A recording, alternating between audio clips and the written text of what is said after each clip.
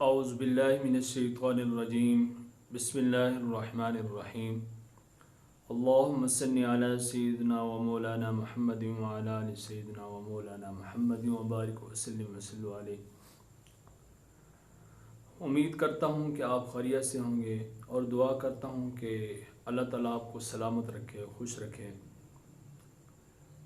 آج کے سبق میں انشاءاللہ تجوید کا لیکچر، تجوید کے بارے میں کچھ معلوماتی باتیں ہیں میں آپ سے شیئر کروں گا۔ دیکھیں، تجوید کی جو مشہور و معروف کتاب ہے جمال القرآن، جمال القرآن کا آج ہم انشاءاللہ دوسرا لمحہ شروع کریں گے۔ پہلے لمحہ کے اندر ہم نے مخارج اور تجوید وغیرہ کی تعریف اور جو کچھ بھی تھا وہ ہم نے پہلے لمحہ کے اندر اس کو دو حصوں میں تقسیم کیا تھا، دو اس کی ویڈیوز ہم نے آپ تک پہنچائی۔ آج انشاءاللہ ہم دوسرا لمحہ شروع کریں گے۔ دوسرے لمحے کے اندر کیا ہے وہ ہم آپ کے سامنے رکھیں گے، آپ کے سامنے اس کا جو لیکچر ہے آپ کے سامنے ہم پڑھیں گے۔ معزز سامعین، سب سے پہلے میں آپ کو اپنے اس چینل میں خوش آمدید کہتا ہوں، اور آپ سے گزارش ہے کہ جن بھائیوں نے، جن دوستوں نے ہمارے چینل کو سبسکرائب نہیں کیا وہ ہمارے چینل کو سبسکرائب کریں تاکہ ہماری ہر آنے والی ویڈیو آپ تک پہنچے۔ سامعین، جمال القرآن کے اندر ایک خصوصیت یہ ہے کہ اس کی جو ترتیب ہے بہت زبردست ترتیب ہے۔ ہر خاص عام آدمی کو اس کی ترتیب سمجھ آتی ہے، تو اسی ترتیب کو دیکھتے ہوئے آج ہم دوسرا لمحہ شروع کریں گے۔ دوسرے لمحے کے اندر مصنف رحمۃ اللہ علیہ لحن کی قسمیں بیان فرما رہے ہیں۔ سب سے پہلے لحن کے بارے میں آپ جانیں کہ لحن کا کیا مطلب ہوتا ہے۔ تو لحن کا مطلب ہے غلطی، غلطی کو لحن کہا جاتا ہے۔ پھر لحن کی دو قسمیں ہیں، لحن جلی، لحن خفی۔ لحن جلی کا مطلب ہوتا ہے بڑی غلطی اور لحن خفی کا مطلب ہوتا ہے چھوٹی غلطی۔ اور پھر لحن جلی یعنی بڑی غلطی کی 5 صورتیں نکلتی ہیں۔ یہ جو 5 صورتیں ہیں ان کو سمجھیں۔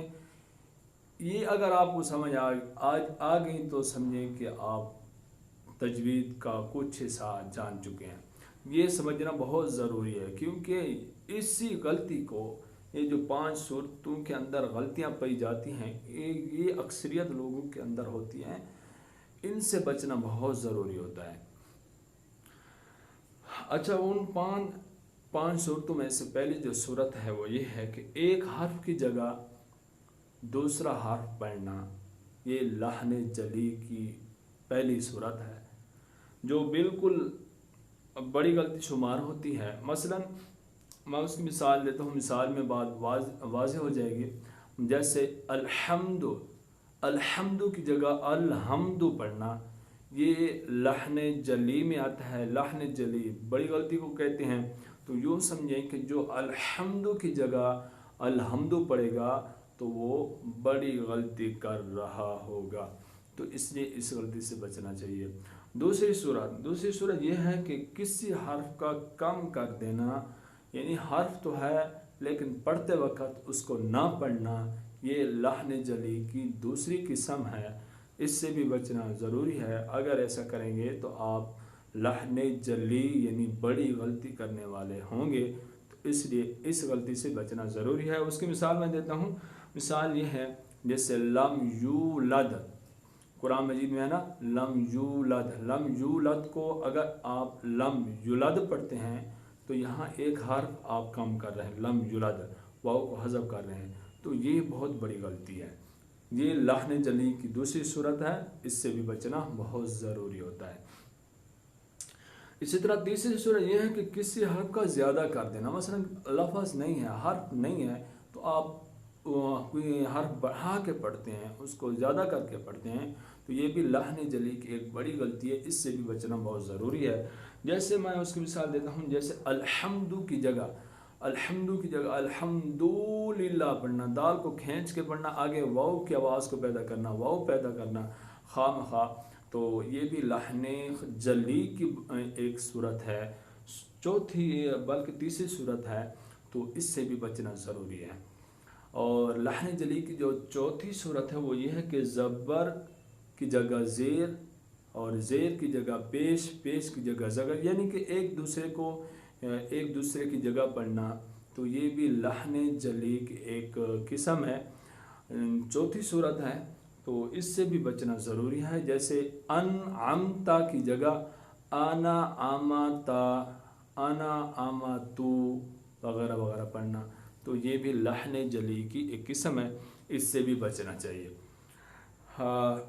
سامعین، لحن جلی کی جو آخری قسم ہے، آخری صورت ہے، وہ یہ ہے کہ مشدد، یہ حرف کی جگہ مخفف پڑھنا، مخفف حرف کی جگہ مشدد پڑھنا، یعنی شاد والے حرف کو بغیر شاد والے کی طرح پڑھنا، اسی طرح بغیر شاد والے کو شاد کر کے پڑھنا، یہ بھی لحن جلی کی ایک قسم ہے، پانچویں قسم ہے۔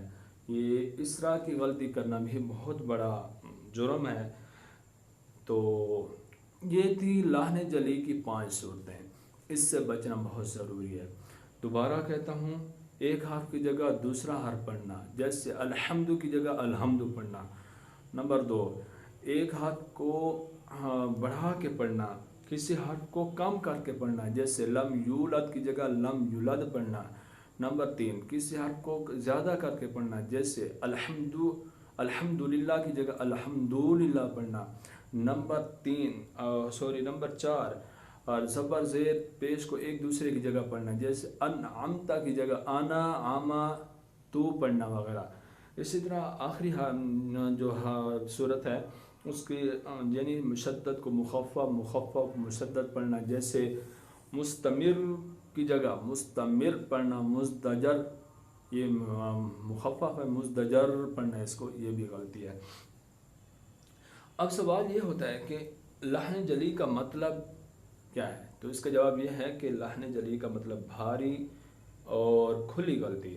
پھر سوال ہوتا ہے کہ اس کو بھاری اور کھلی غلطی کیوں کہا جاتا ہے؟ تو اس کا جواب یہ ہے کہ ایسی غلطی ہے کہ قرآن مجید کے الفاظ میں تبدیلی آ جاتی ہے، اس لیے اس کو اس طرح کہا جاتا ہے۔ کھلی غلطی اس کو اس لیے کہا گیا کہ ایسی غلطی کرنے سے ہر بندے کو پتہ چل جاتا ہے کہ یہ غلطی کر رہا ہے۔ اچھا، اب سوال یہ ہے کہ اگر کوئی لحن جلی یعنی بڑی غلطی کرتا ہے تو اس کا حکم کیا ہے؟ آیا گناہ گار ہوگا؟ اگر نماز کے اندر یہ کر رہا ہے تو نماز ہوگی یا نہیں؟ تو اس کا جواب یہ ہے کہ ایسی غلطی کرنا حرام ہے۔ ایسی غلطی کرنے سے قرآن مجید کے معنی جو الفاظ معانی ہوتے ہیں وہ بگڑ جاتے ہیں۔ بعض دفعہ بعض علماء نے یوں کہا ہے کہ ایسی غلطی کرنے سے نماز بھی ٹوٹ جاتی ہے، اس لیے ایسی غلطی سے بچنا چاہیے۔ اچھا، آگے چلتے ہیں لحن خفی کی طرف۔ لحن خفی کیا ہے؟ لحن خفی کے بارے میں یوں کہا گیا کہ صفات تجوید کی 2 قسمیں ہیں، 2 بڑے جو جز ہیں، مخارج اور صفات۔ پھر صفات کی قسم صفات عارضہ تھی کہ صفات عارضہ کو ادا نہ کرنے سے جو غلطی پیدا ہوتی ہے اس کو لحن خفی یعنی چھوٹی غلطی کہا جاتا ہے۔ مثلا بعض دفعہ را کو کہیں پر پڑھنا ہوتا ہے، موٹا کر کے پڑھنا ہوتا ہے، تو وہاں پر کی جگہ آپ اگر باریک پڑھتے ہیں تو یہ آپ لحن خفی کر رہے ہوتے ہیں، ٹھیک ہے؟ تو جیسے ربما کی جگہ ربما پڑھنا، ربا کا کی جگہ ربا کا پڑھنا وغیرہ وغیرہ۔ اسی طرح کہیں اخفاء یعنی غنہ کرنا ہوتا ہے تو وہاں آپ غنہ نہیں کرتے، تو یہ بھی صفات عارضہ کی آپ غلطی کر رہے ہیں، تو اس کو تو پھر آپ یہ لحن خفی میں آ جائے گا۔ تو جیسے ان کنتم مؤمنین کی جگہ ان کنتم مؤمنین پڑھنا وغیرہ وغیرہ۔ لحن خفی کا مطلب ہلکی اور پوشیدہ غلطی ہے۔ ہلکی پوشیدہ اس کو اس لیے کہا گیا کہ یہ اس کو عام آدمی نہیں سمجھ سکتا، بلکہ جو تجوید میں ماہر ہوتا ہے وہ اس کو نوٹ کر سکتا ہے کہ یہ لحن خفی کر رہا ہے۔ لحن خفی کا حکم یہ ہے کہ ایسی غلطی کرنا مکروہ ہے کیونکہ یہ غلطی صفات عارضہ گناہ کرنے کی وجہ سے ہوتی ہے، اس لیے صفات عارضہ بھی تجوید کا ایک جز ہے، تو اس سے بھی بچنا ضروری ہوتا ہے۔ تو یہ تھی لحن کی دو قسمیں، لحن خفی، لحن جلی، لحن خفی۔ تو یہ دو غلطیاں ہیں، ان سے بچنا بہت ضروری ہوتا ہے، خصوصاً لحن جلی یعنی بڑی غلطی سے بچنا تو بہت ضروری ہوتا ہے، کیونکہ اگر ایسی غلطی کرنے سے ہم نہیں بچیں گے تو بعض دفعہ نماز بھی ٹوٹ جاتی ہے، قرآن مجید کے معانی بگڑ جاتے ہیں، نعوذ باللہ ہم ایسا نہ ہو کہ ایسے الفاظ کہہ دیں جو ہمیں در اسلام سے خارج کر دیں۔ تو اس لیے تجوید کا پڑھنا ضروری ہوتا ہے، سمجھنا ضروری ہوتا ہے، قرآن مجید کو تجوید کے ساتھ پڑھیں۔ معزز سامعین، امید ہے کہ آپ کو میرا یہ لیسن سمجھ آ چکا ہوگا، اور میں دعا کرتا ہوں کہ اللہ تعالیٰ آپ کو اس سبق کو سمجھنے کی توفیق عطا فرمائے۔ اگر آپ میں سے کوئی بھی شخص یہ سبق ہمیں سنانا چاہے تو سنا سکتا ہے، اور کوئی بھی بات پوچھنا چاہے تو پوچھ سکتا ہے، ہمارا نمبر سکرین پر موجود ہے۔ فی الحال دعاؤں میں یاد رکھنا۔ السلام علیکم ورحمۃ اللہ وبرکاتہ۔